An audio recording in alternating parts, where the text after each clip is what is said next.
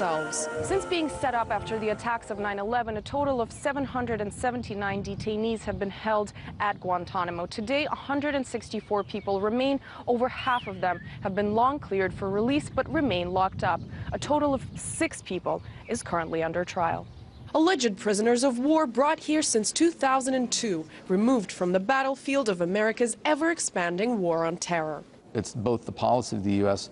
not to hold anyone longer than necessary, but we also know that whenever we release someone, we assume a risk. Over a period of more than a decade, the majority of detainees held here have been set free. If the men at Guantanamo were really these superhuman monsters, you know, the worst of the worst, quote Dick Cheney, they wouldn't have been released.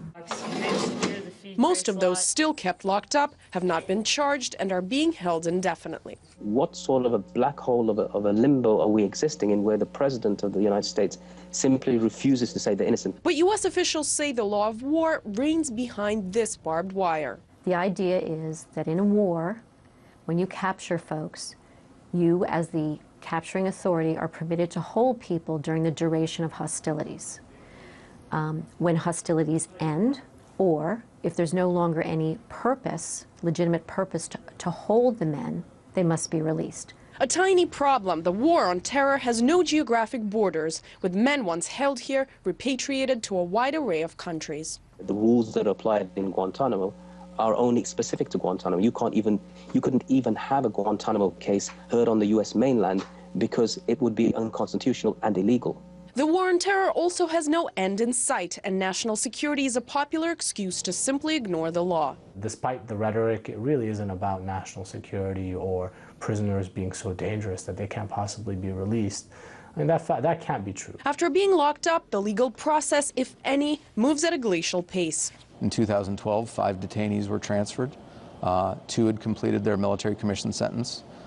2 were court-ordered released detainees who'd been repatriated, and 1 was a suicide. Over the years, countless detainee claims of mistreatment and abuse, dozens of suicide attempts, mass hunger strikes, lost patience and hope. Just this year, the majority of the prison population refused to eat for 6 months straight, only to be force-fed. The mandate that we have is being able to provide adequate nutrition to preserve life. Washington has appointed a new envoy to close a camp that is a dark spot on America's image. This comes after a mass hunger strike that returned the world's attention to the place that some have dubbed a gulag of our times. Even if closed, it seems to have created enough damage to remain a stain in U.S. history forever. It's very easy to end Guantanamo, right? You release the men that you're not prosecuting. Right. And as you said, only 6 men are being prosecuted right now. The military prosecutor has made clear that he intends to prosecute a few more, but he's also made clear that it won't be more than a few more. Barack Obama promised to close the notorious facility on day 1 of his presidency. He's now in his 2nd term. It's only a president who can do it. And the idea that it's, that it's Congress's fault is just not correct. It is the president that's holding these men in detention. Some president has to come in and end this. It's hard to tell right now exactly how long we'll be down here doing this mission.